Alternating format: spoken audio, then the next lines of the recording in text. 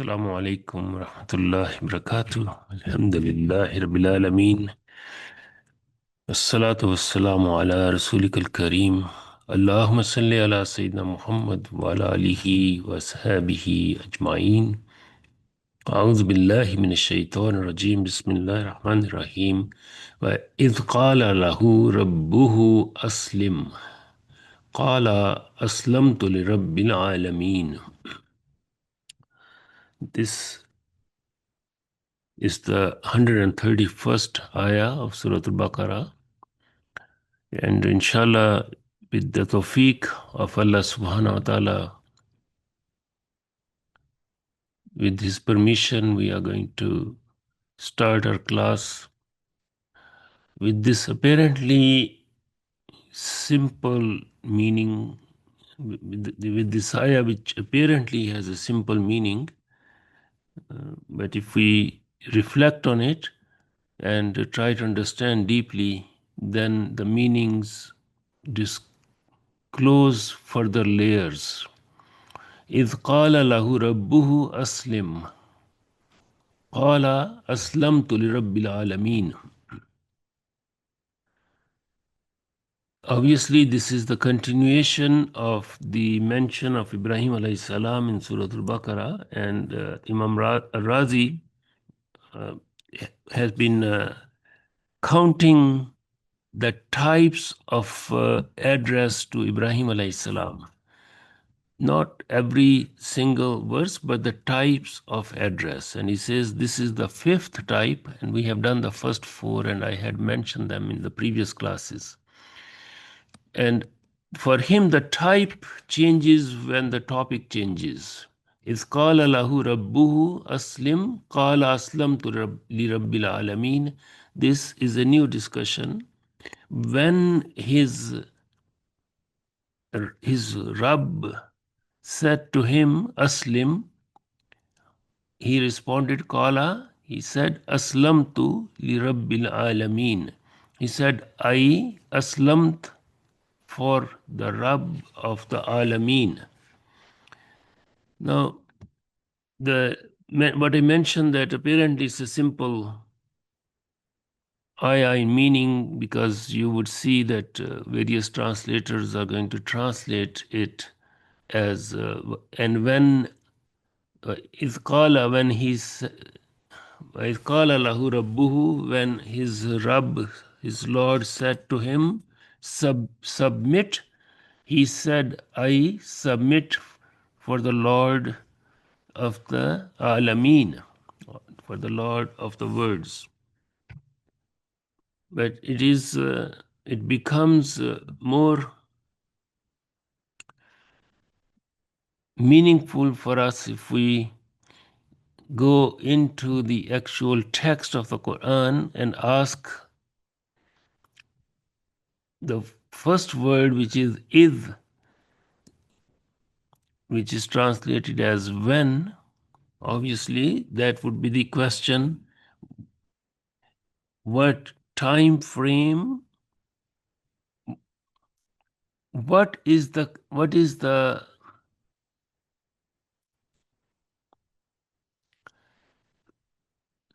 connecting time or situation with regard to the word is, which is when?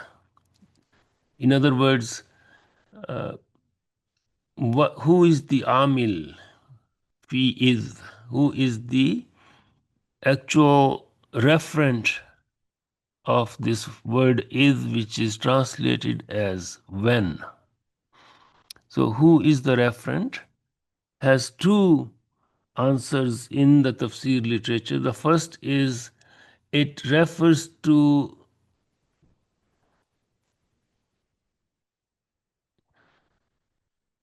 the previous mention of Allah subhanahu wa ta'ala choosing Ibrahim alayhi salam. Remember, Allah subhanahu wa ta'ala told us that He chose Ibrahim alayhi salam. And therefore, is here refers to the selection of Ibrahim alayhi salam. This is in the previous ayah, ayah 130. وَلَقَدْ اسْتَفَيْنَاهُ في الدنيا وإنه في الآخرة لمن الصالحين.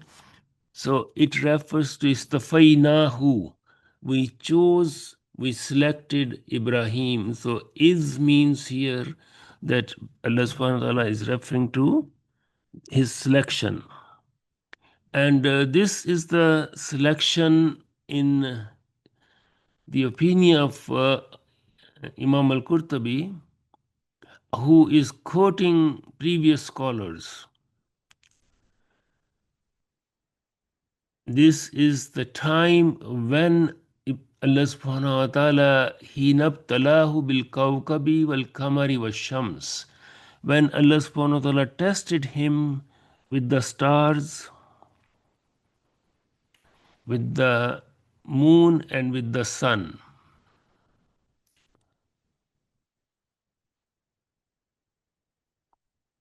At that time, Allah subhanahu wa ta'ala commanded him to devote himself completely to the Tawheed, to the oneness of Allah subhanahu wa ta'ala.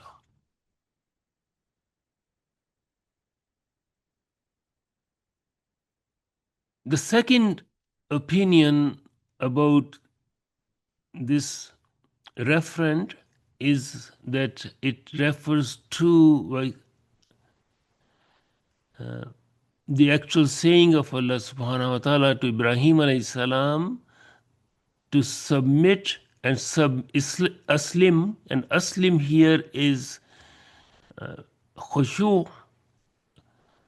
Aslim here refers to a state of submission that is inwardly and outwardly in complete harmony with the command.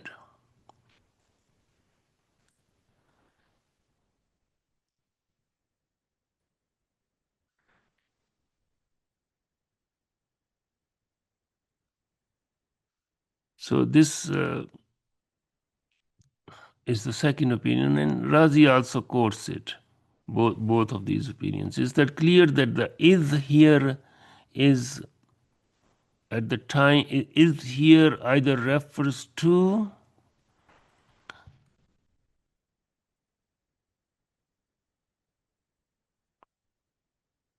the selection of Ibrahim alayhi salam, istafainahu, or to, or as an independent command to him, saying aslim. Now aslim I translated as submit, which most of the translations would do, but aslim, as you know, is from Islam. So does that mean that there was a time when Ibrahim alayhi salam was not a Muslim?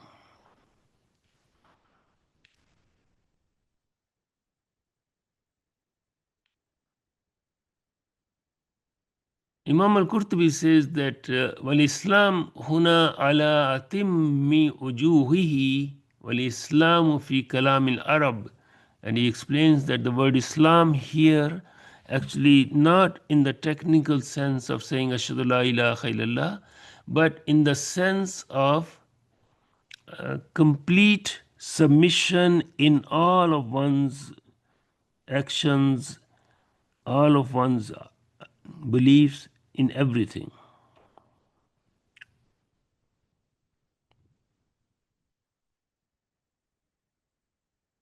And because Islam is distinct and different from Iman, it will be good to quickly mention the differences between the two so that we get a deeper understanding, we have a deeper understanding of the term itself as it is used in the Quran in various places.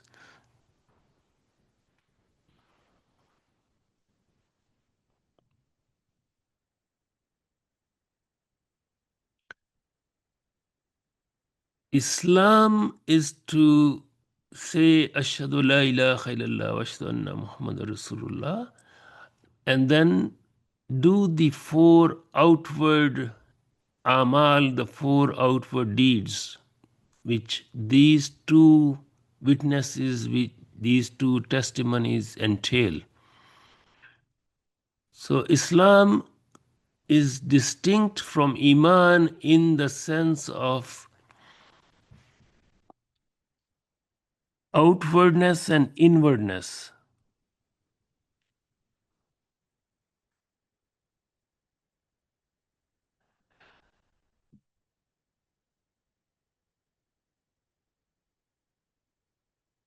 For the vast majority of Muslims,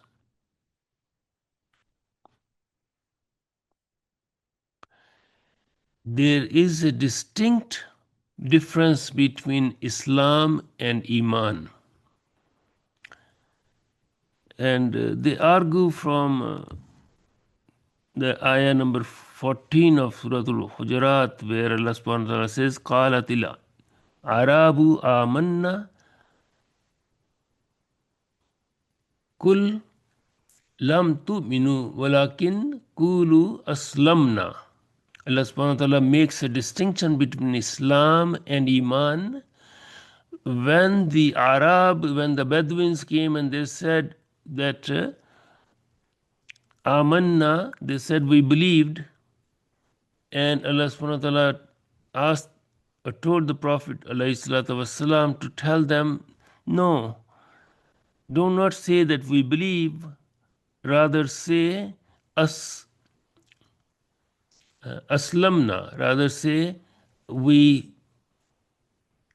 Now aslamna here could be we submit, meaning we outwardly accept, we have outwardly accepted Islam.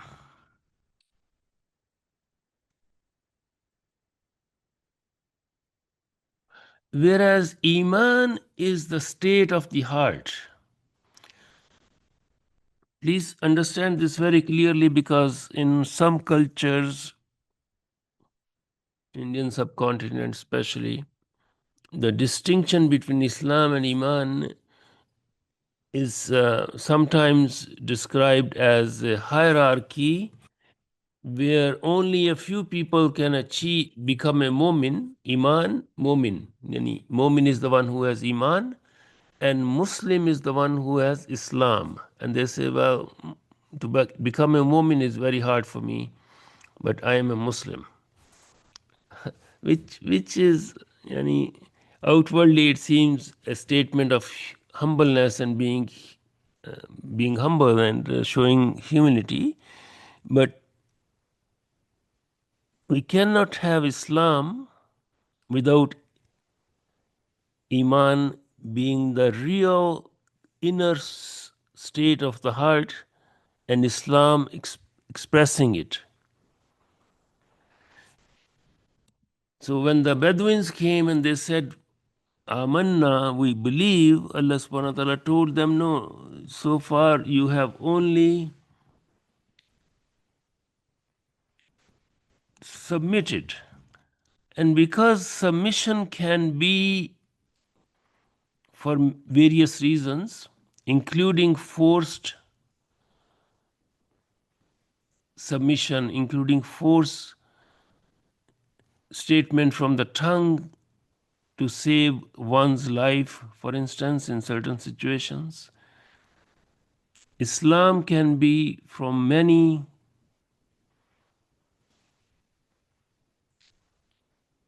Islam can be because of many reasons. Somebody wants to get married, and the husband or the wife, or the future husband and the future wife says, no, sorry, I cannot get married to you until you become a Muslim. So the other person says, okay, I will become a Muslim because I really want to get married.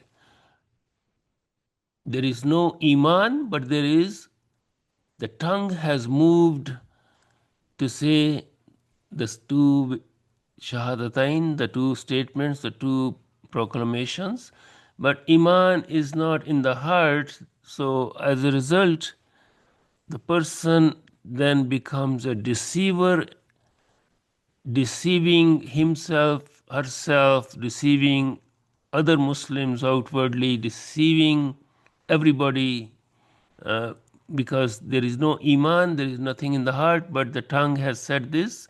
And because there is no inner force, there is no inner generator of energy, spiritual energy that moves the limbs.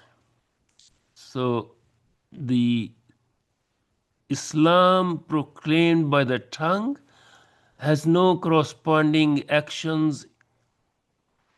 The limbs do not move, salah does not happen, fasting does not happen, one doesn't go for Hajj, one does not pay zakat, but one says, I am a Muslim.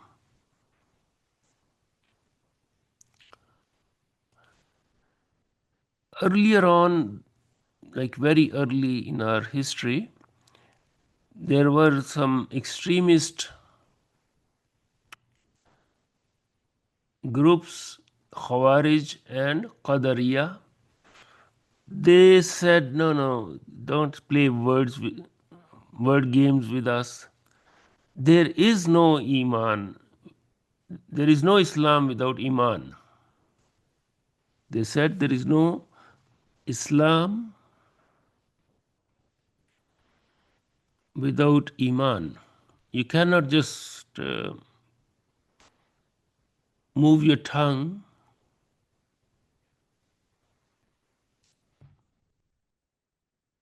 and say that well, these are two different things, and I'm a Muslim, but I'm a weak Muslim. I am not praying. I'm just a weak Muslim. They said no, there is no such thing as being a weak Muslim, and their extremism was not in this particular saying, but their extremism was that they said we'll just kill you. If you do this, we'll just kill you. Either you are a real Muslim or you are not a Muslim, and then if you are a non-Muslim, then just be a non-Muslim and be legally described as a non-Muslim, and then you are fine. We won't kill you. But you cannot play games with us and say, well, I'm just a weak Muslim. So this was their extremism, and they took many extreme actions because of their belief, and that's why they are called al-Khawarij, those who have left, who have gone out. Gone out in the sense that the Prophet ﷺ famously told us that he is only concerned with the outward, and the inner reality of a person's Iman and Islam is between that person and Allah subhanahu wa ta'ala. And he said that as long as a person is outwardly proclaiming Ashhadu la ilaha illallah wa ashhadu anna Muhammadan Rasulullah, we have no business to put his heart under the microscope.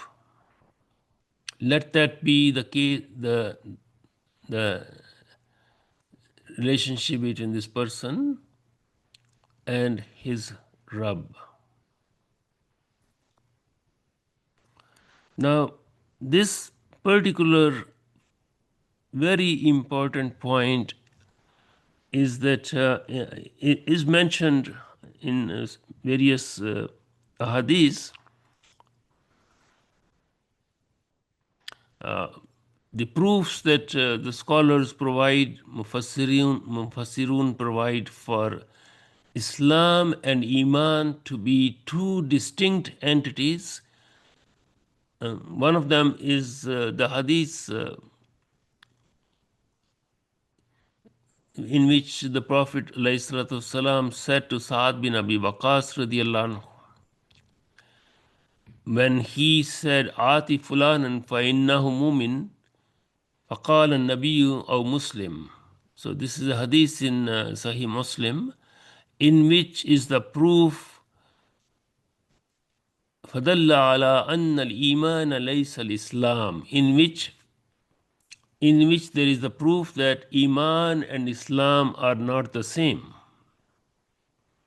فَإِنَّ الْإِيمَانَ بَاطِنٌ وَالْإِسْلَامُ ظَاهِرٌ وَهَذَا بَيِّنٌ. It's clear, it's fully manifested, it's very apparent that Iman is in the batin, Iman is inside, and Islam is outside.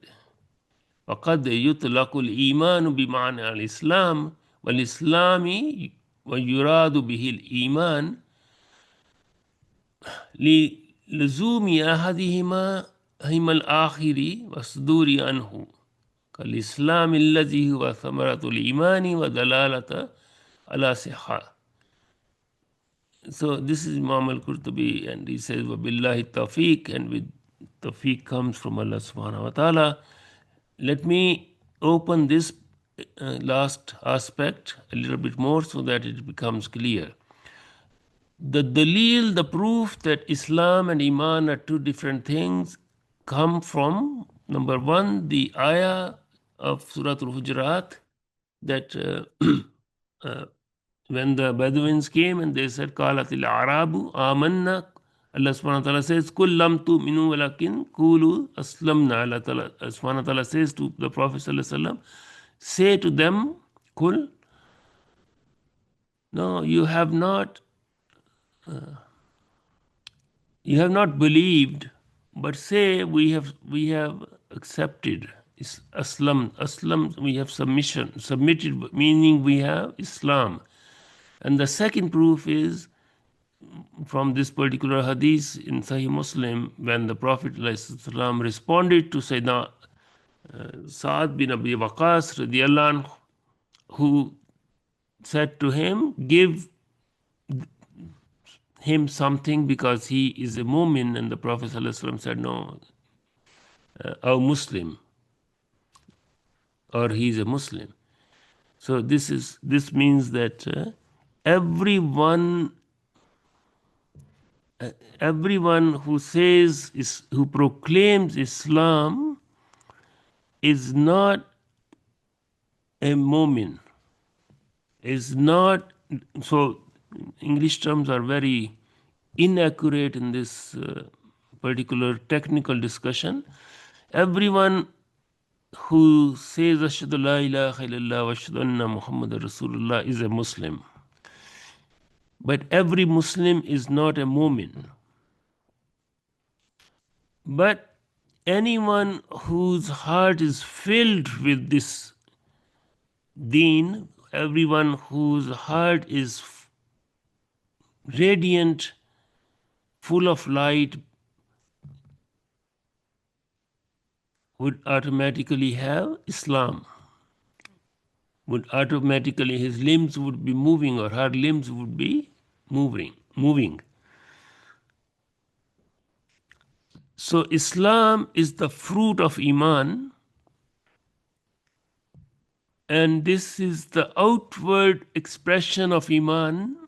It is the outward manifestation of what is in the heart. If we take the inward out of this equation, we can still have the outward,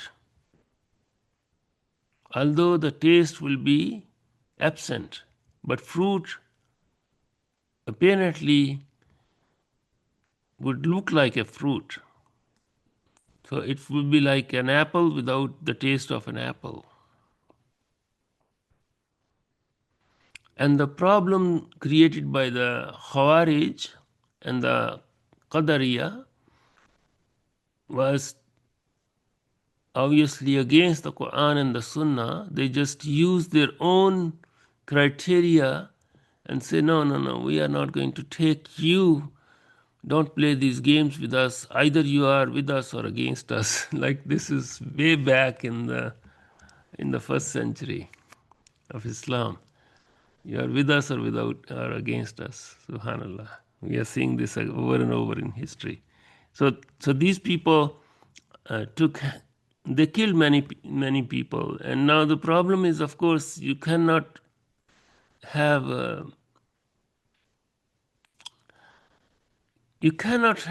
scale in which you can weigh somebody's iman and decide, pass a fatwa. So this tool was also used for political reasons.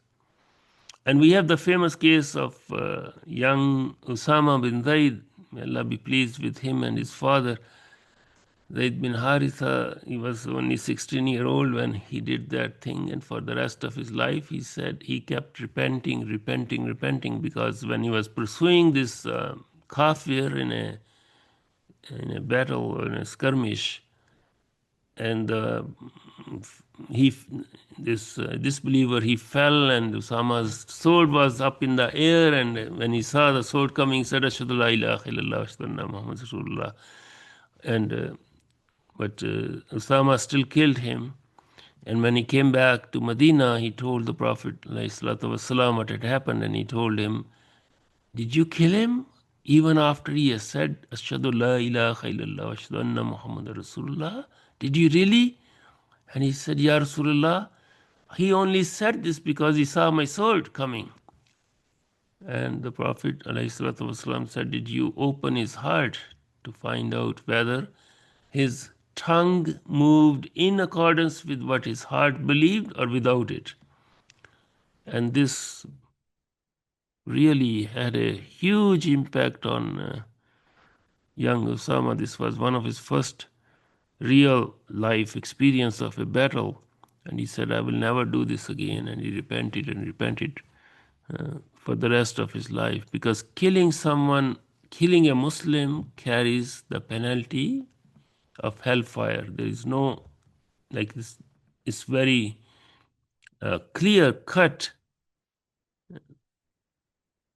divine verdict that you just cannot kill a Muslim. So killing in Islam, taking a life, like the sanctity of life is the highest of the maqasid al-sharia, because if there is no life, there is nothing else. You can argue for the rest of your life on anything, but if there is no life left, then what are you? So this then is the inner core of this ayah number 131. Before we move forward, is there any question about this very clear-cut distinction between Islam and Iman?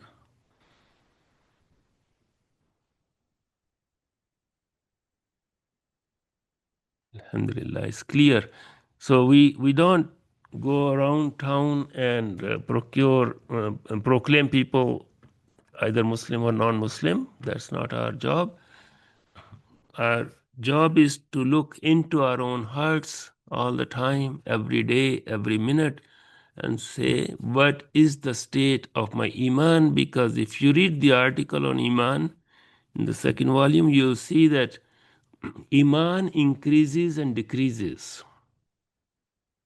This is also a very fine distinction, fully established through the Quran and the Sunnah, which other extremist groups in Islam, they rejected this as well, and they said, "Don't, you're just playing word games." I'm either, I'm just, I'm just a simple person. Don't play games with me. I don't understand what you're saying. Islam, Iman increases or decreases. You are either a Muslim or not. If you are not, then say you are not. If you don't say that, then I'm going to kill you. The next ayah, number 132, according to Imam al-Razi, is the sixth type of the hal of the discourse on Ibrahim alayhi salam's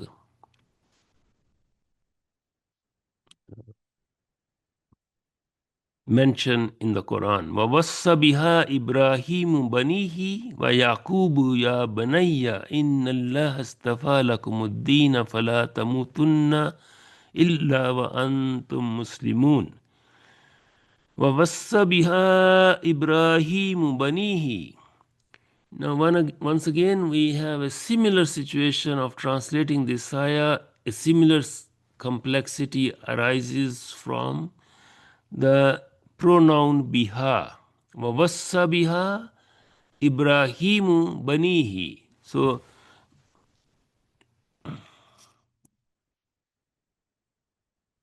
Ibrahim alayhi salatu wassalam, alayhi salam, wassa is to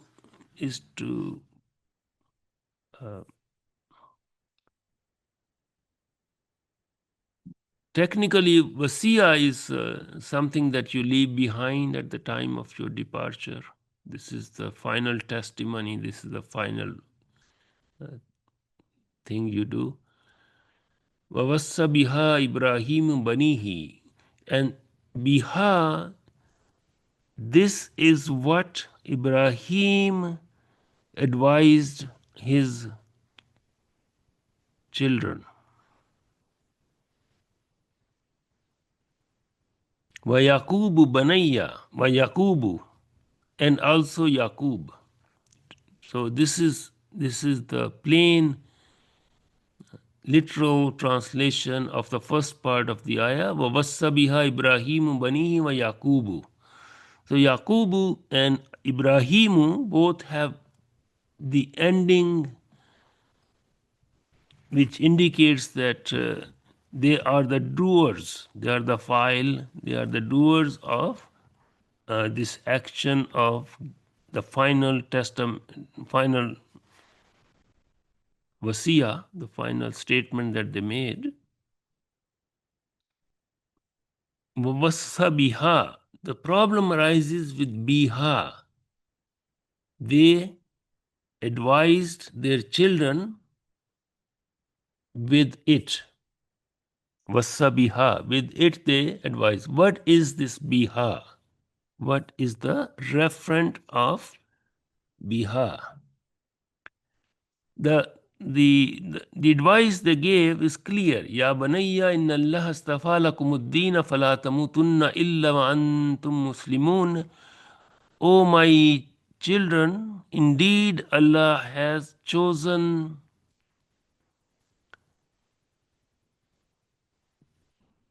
this deen for you, so do not die except wa antum, except that you are Muslims.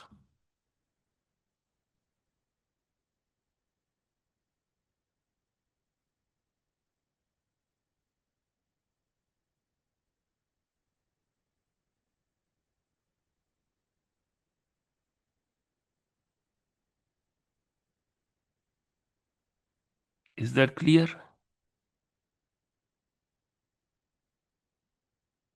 What is the question is, what is it that we are talking about in terms of with what did they command their children?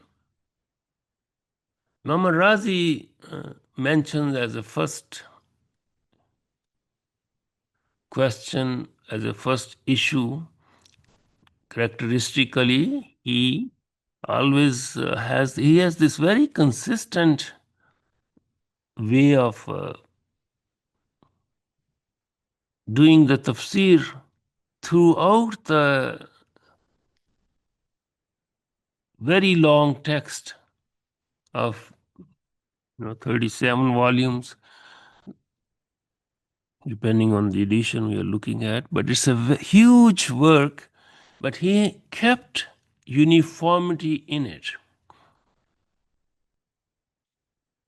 And he says, Wafihi masail. He always says, Wafihi masail. And then he goes, Al masalatul ula, Al masalatul thaniya, etc., etc. The first issue, the second issue, the third issue. And sometimes he has 30 issues to discuss in one ayah. And depending on the complexity of the ayah, the context, grammar, lugha, all those things. But in this case, he is beginning with the first, and he is telling us as a matter of fact that Nafi' and Ibn Amir read this word wawassa as wa'awsa. Rather than wassa, they read it as awsa. وَكَذَلِكَ هُوَ فِي مَصَاحِفِ الْمَدِينَةِ وَالشَّامِ. And this is how it was written in the Musaf of Medina and Sham. I wanted to mention this so that, mashallah, you are all now very long time participants in these classes. So if I say that this Indian, Pakistani, and in other case cultures thing that or there is not a single dot or a single haraka that is different in the Quran. It is the same. So this is not going to sort of confuse you, because in our readings of Qiraat of the Quran, we have 7 established, legalized, well-known Qiraats, and then we have the 3 more. And then, so when we say that so and so can recite the Quran according to the 7 ahruf, 7 Qiraat, this is what this is an example of وَوَصَّ بِهَا وَأَوْصَى بِهَا. And the meaning of both is the same, but um, in the writing of it, wassa, you would see there is a shad on swad, and awsa has has an alif before the waw,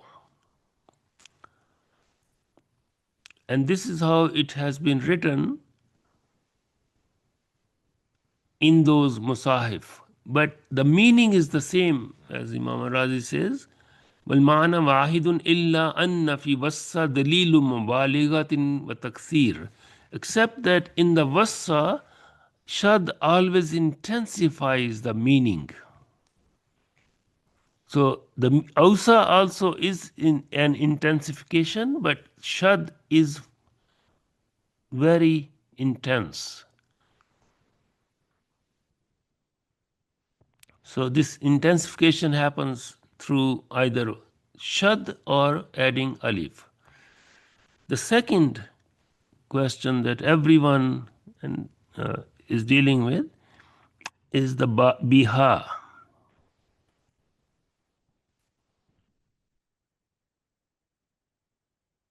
With what did Ibrahim alayhi salam and Yaqub alayhi salam advise their children? The answer, Imam al-Qurtubi tells us, is with aslamtu li rabbil alameen, just the previous ayah. So be aslamtu, yani just aslamtu for your to your Rabb. And because we are using both of these scholars like Imam al-Qurtubi and Imam al-Razi mostly these days, although other scholars are also going to do the same thing. Like most of the classical scholars would mention all of these things. And they are both scholars of Lugha, they are both scholars of language, they are both scholars of Aqidah, they are both scholars of law, Imam al-Qurtubi as well as Imam al-Razi. So Imam al-Qurtubi also mentions the same thing about the 2 recitations, 2 modes of recitation for Wabassa. And but he also further explains that these are both Logatani li Quraysh wa ghayrihim. These are the dialects of the Quraysh and others.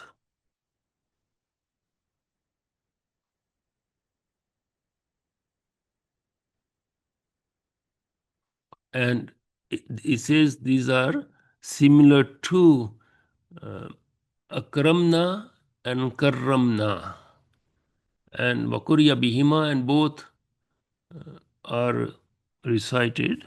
And in the Musaf of Sayyidina Uthman, it is written as Ausa, and in the Musaf of Abdullah bin Masud radiallahu anhu, it is written as Wassa.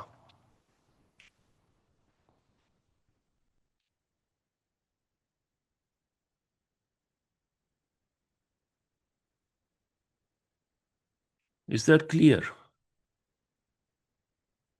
That this distinction in the recitation, in the two dialects, in the two readings, in this case, has the same ultimate meaning, that this is an intense advice, this is a very stressed advice, that do not die except you are a Muslim.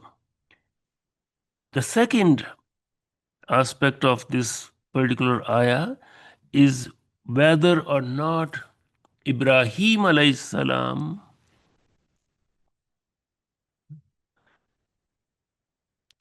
advised his children, and after he died, then Yaqub alayhi salam did the same.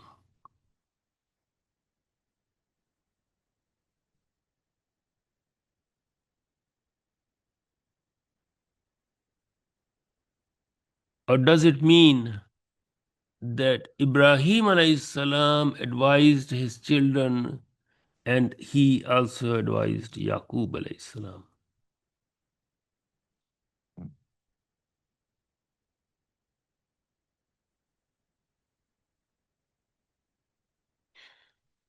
So the first is Biha, the referent for Biha. The first opinion is that this is referring to Qala Aslamtu li Rabbil Alameen.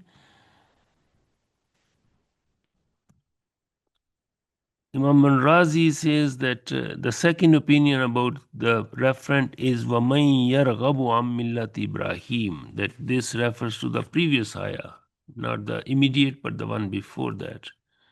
But obviously he is just reporting the opinions, but majority says that this is referring to Aslam Aslamtu li Rabbil Alameen.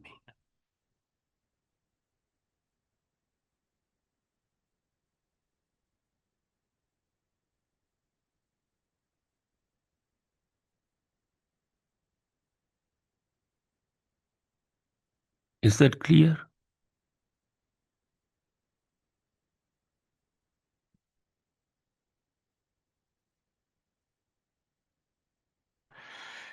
So the second aspect is that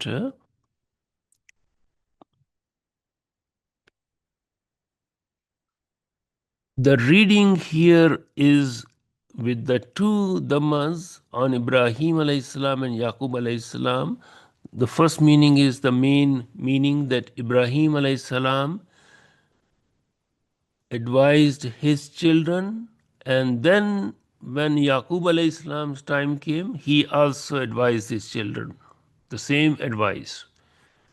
The second is that if we don't have the Dhamma on Yaqub alayhi salam and we read it with the Fatah, then it would mean that Ibrahim alayhi salam, he advised his children and he advised Yaqub alayhi salam as well.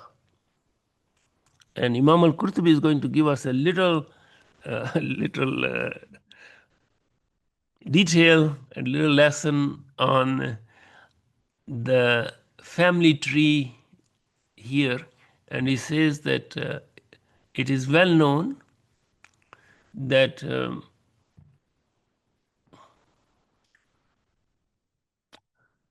Ibrahim alayhi salam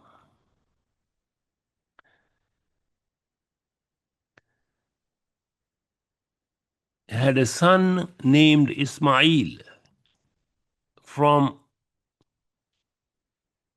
Hajarul Kiptiya, from Hajra, and he was the elder son of Ibrahim alayhi salam. And Ibrahim alayhi salam established them in the valley, barren valley, the one we just did, like all those ayahs about Makkah and the building of the Kaaba. So it's well known that it happened in the infancy of Ismail alayhi salam, because the Zamzam is mentioned there. So that's the first son. And he says that Ismail alayhi salam, then obviously we know that Ibrahim alayhi salam had Ishaq, his second son, and according to many, it was 14 years after the birth of Ismail alayhi salam that Ibrahim alayhi salam had Ishaq.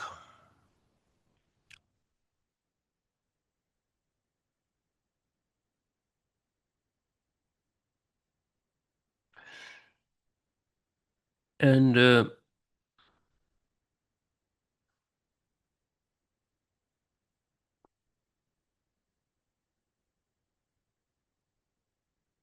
there are different ages of these prophets given.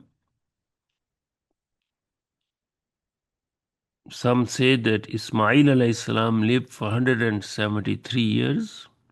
Some say he lived for 130 years. And Imam al-Qurtubi says this is more verified.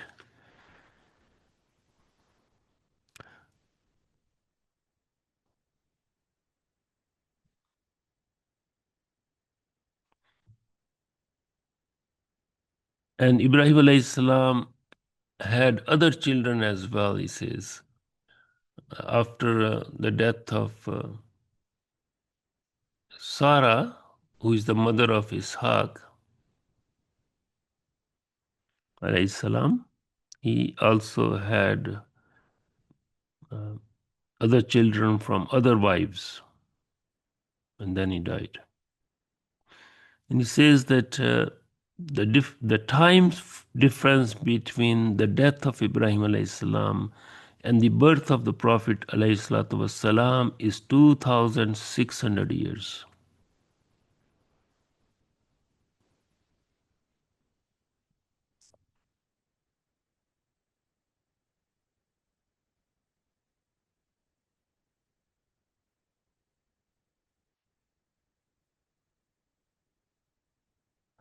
So the second reading is that this wasiya that Ibrahim alayhi salam did was to his children as well as to his grandchild Yaqub, but this is not very well tested because it is known the most attested opinion, most accepted opinion is that that Ibrahim alayhi salam did not see his grandchild Yaqub alayhi salam.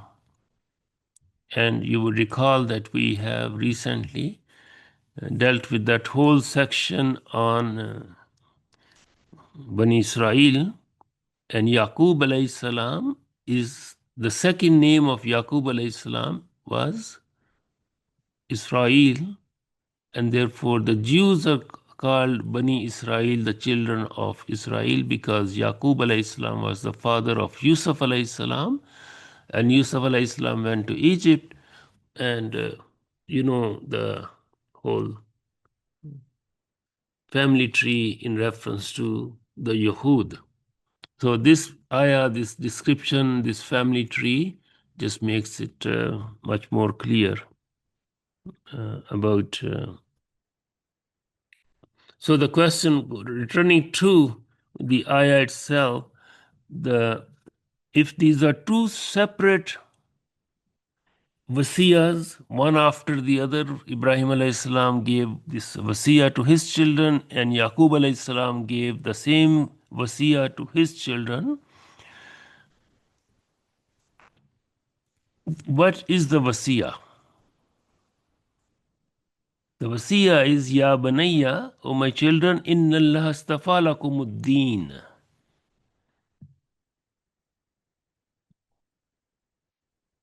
O my children, Allah has chosen for you ad-deen. وَلَا تَمُوتُنَّ إِلَّا وَأَنْتُمْ مُسْلِمُونَ. There is a very beautiful connection here with Alif Lam on the word deen and فَلَا تَمُوتُنَّ إِلَّا وَأَنْتُمْ مُسْلِمُونَ, because Allah, this ayah is not saying, the wasiya is not saying that, oh my children, accept Islam.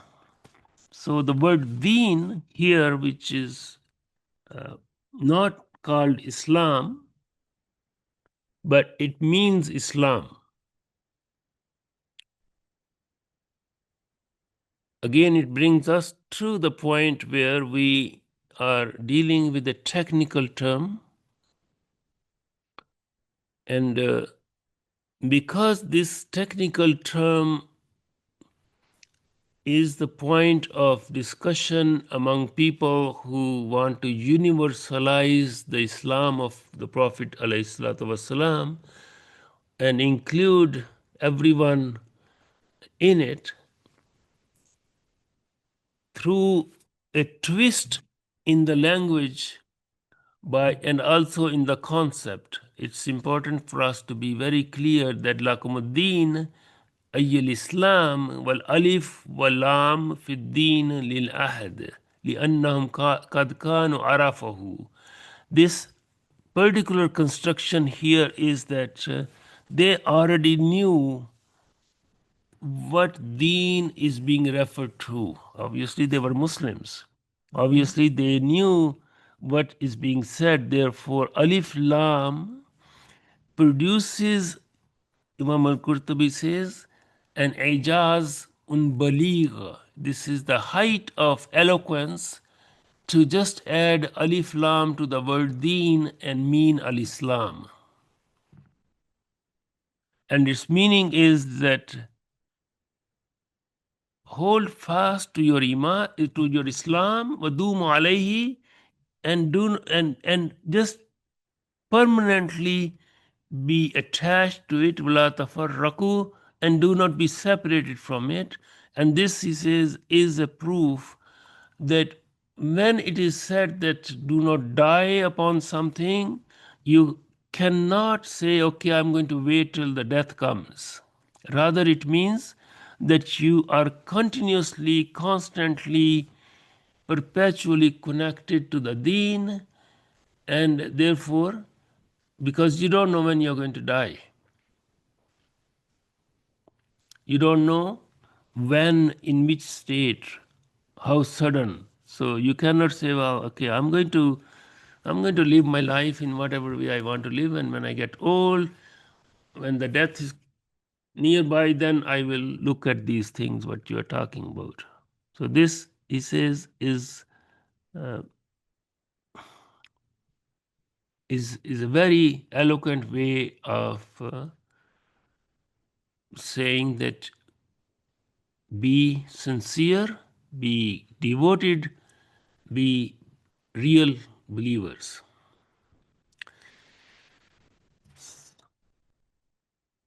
So inshallah, we're going to stop here because the next ayah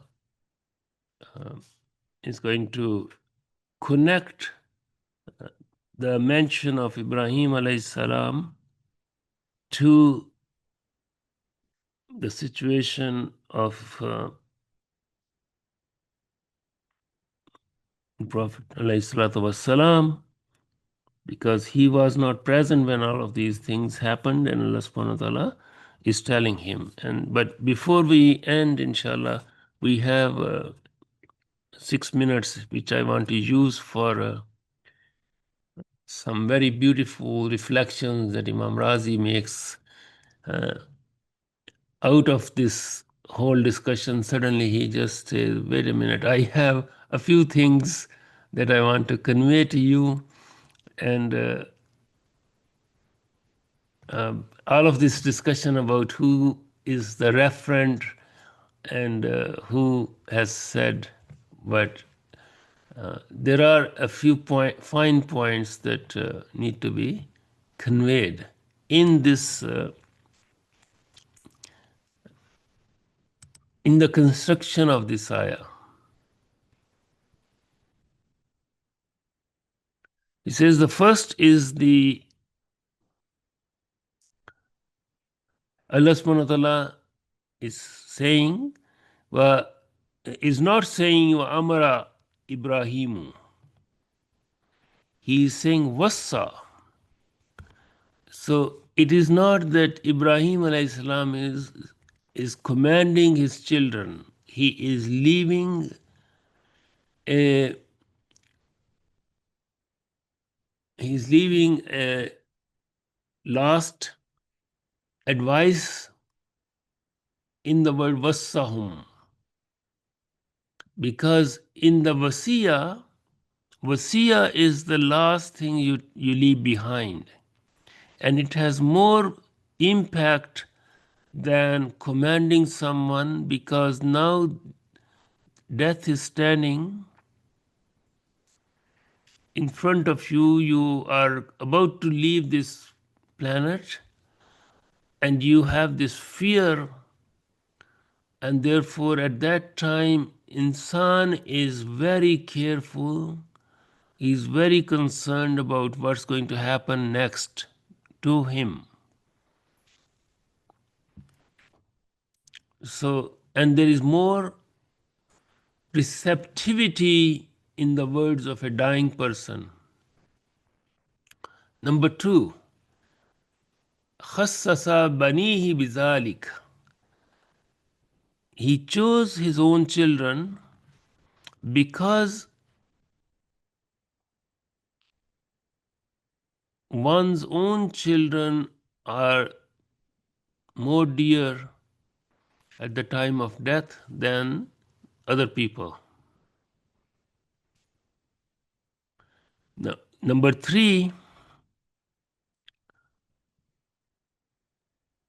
he included all of his children, and there is comprehensiveness in this particular way in which Allah subhanahu wa ta'ala has told us what he did alayhi salam at the end of his life. Number four, there is no locality and there is no time frame in this wasiha. غير مقيدة بزمان معين ومكان معين. This wasiya, this final advice, is independent of time and place.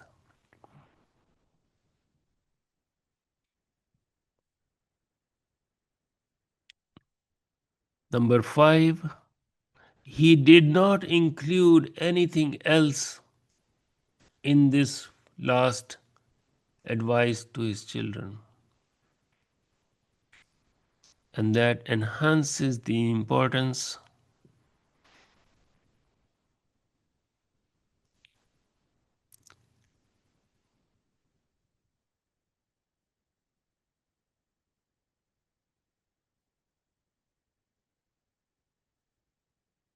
is that these five final points that Imam al-Razi is leaving with us require that we ponder and reflect on them, inshallah.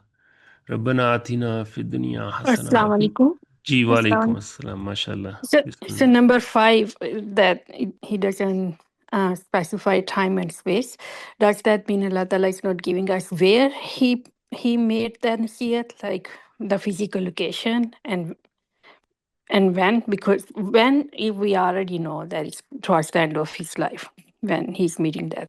No, it's point number 4, in which point number 5 is that he did not include anything else with this final wasiya. Number 4 was this point that this is غير معين غير مقيدة بزمان معين ومكان معين. It refers to his advice to his children, that he did not say, "Oh, my children, when you get old, then take care of your deen," or when you are young, take care of your deen, or when you get married, then take care of. That is the غير غير مقيدة. His advice is not limited or connected with any time frame. And the second, بزمان ومكان.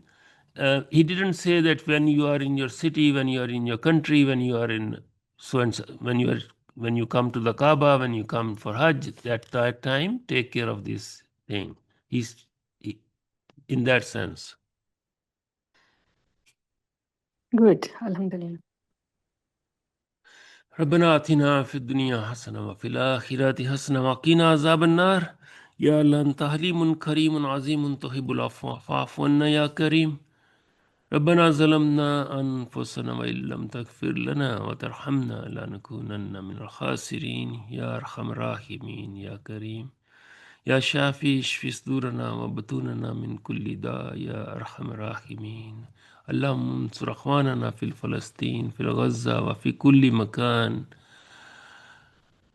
رب اغفر وارحم أنت خير الراحمين اللهم صل على سيدنا محمد وعلى آل سيدنا محمد كما صليت على سيدنا إبراهيم وعلى آل سيدنا إبراهيم في العالمين إنك حميد مجيد اللهم بارك على سيدنا محمد وعلى آل سيدنا محمد كما باركت على سيدنا إبراهيم وعلى آل سيدنا إبراهيم في العالمين إنك حميد مجيد. السلام عليكم ورحمة الله وبركاته.